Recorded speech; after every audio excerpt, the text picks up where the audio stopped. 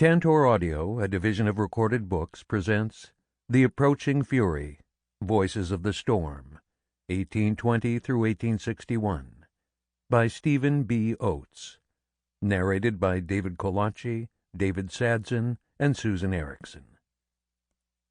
Events by themselves are unimportant. It is the perception of events that is crucial. John Ferling.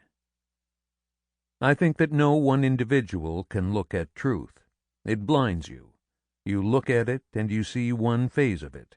Someone else looks at it and sees a slightly awry phase of it. But taken altogether, the truth is in what they saw, though nobody saw the truth intact.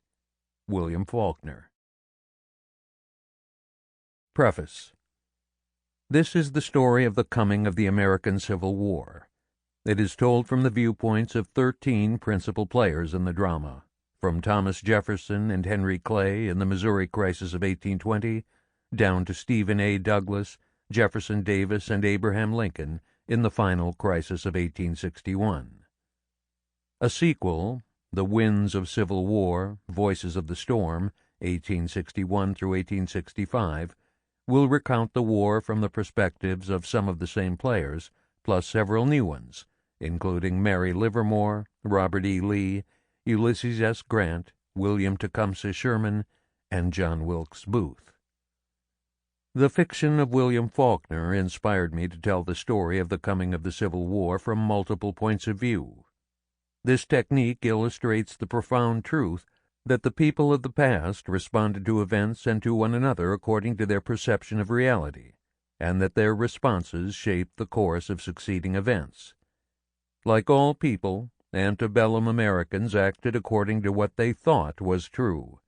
Their perception of events, therefore, played a crucial role in the nation's inexorable drift toward civil war. I resisted turning this book into a massive tome, bogging the narrative down with too many characters, too many shifting perspectives, and too many tangents into side issues. Determined to tell a taut, lean tale, I limited the number of characters to 13 and focused on their perceptions of what brought the war on, which were escalating tensions over the complex slavery question and the rival political agendas, racial views, ideologies, and constitutional interpretations which that produced. At first, I intended to write this book in the traditional third-person voice of the biographer and historian. When I tried to compose, however, I could not get beyond the first page. The trouble, I realized, was the detached third-person voice. It seemed to wring all the life out of my characters and the antebellum era. I decided, therefore, to try something different, something creative, and let my figures speak in the first person. It was a revelation. The technique gives the story a passion and a sense of immediacy and freshness it could not possibly possess had it been told in the third-person voice. With awe and not a little trepidation, I forged ahead with what became a narrative of interconnected dramatic monologues. It fascinated me to discover how the protagonist in one monologue becomes the antagonist in another. Each speaker takes his or her turn on stage, serving as narrator for critical events in which he or she was the major instigator and participant or eyewitness. In adopting this technique, I was strongly influenced by Robert Altman's films Nashville and Shortcuts, which employ multiple viewpoints and segue ingeniously from one character to another. My narrative likewise segues back and forth from one historical figure to another, showing how their lives intersected, how they perceived and argued with one another, influenced each other's actions, and shaped the events that led to the Civil War. I also drew inspiration from Hal Holbrook's one-man portrayal of Mark Twain, Mark Twain Tonight, and Julie Harris's staged impersonation of Emily Dickinson, The Belle of Amherst, both of which showed me the power and the possibilities of the dramatic monologue. The Approaching Fury, Voices of the Storm, is my impersonation of 13 central figures in the coming of the Civil War. The metaphor in the title comes from them. One after another, they described the approach of war in terms of a gathering storm, a coming tornado, By necessity, my caste is dominated by white men, for they controlled the country in the antebellum era and were mainly responsible for the coming fury. To write the monologues, I steeped myself in the words of my speakers, their letters, speeches, interviews, reminiscences, and other recorded utterances, and then simulated how, if they were reminiscing aloud, they would describe historical events in which they were the principal players or eyewitnesses. In each case I found that I had to get into character, much as an actor gets into a role. As much as possible I used the actual words of my characters, their phrases, even whole sentences. When that was not possible, I simulated their language and rhythms of speech in order to recount developments in which they participated.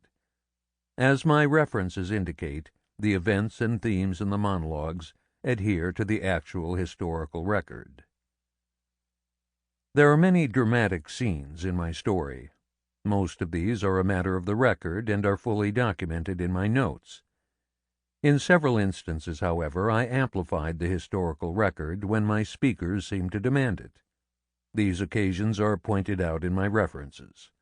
An example is the 1857 meeting between John Brown and William Lloyd Garrison in Theodore Parker's house in Boston.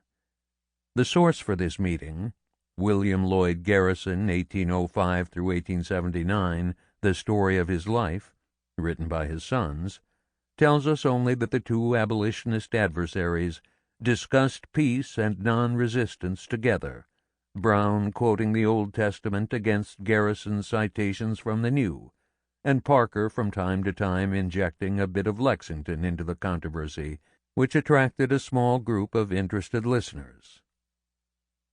As the speaker for this segment of the story, Brown insisted on describing his exchange of views with Garrison. Not to do so, I realized, would be totally out of character for a man of Brown's righteous zeal. Since his and Garrison's beliefs are fully documented in the historical literature and are presented at length elsewhere in my text, I let Brown narrate what they surely said to one another during this momentous confrontation. In short, in this and several similar instances, I simulated what took place by using facts imaginatively. The technique is not new with me. Allan Nevins, one of the greatest American historians of all time, wove historical data into graphic scenes and simulated dialogue in his widely acclaimed work of nonfiction, The Emergence of Lincoln. Like Nevins, I believe that a little fact-based creativity of this sort enhances our appreciation and understanding of the people of history. A word about my portrayal of Stephen A. Douglas. The Little Giant was a profane man.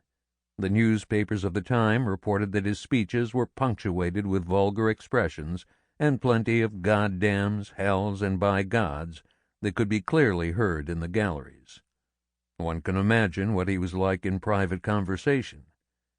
In recreating his voice, I honored his character and let him curse with gusto. I do not think this technique violates the truth of history. On the contrary, it gets closer to what the historical Douglas was like than does a rigid adherence to his recorded utterances, which were highly sanitized. My portrayal of Nat Turner also requires an explanation. A couple of people who read the book in manuscript thought I might have made Nat too erudite. I don't think so.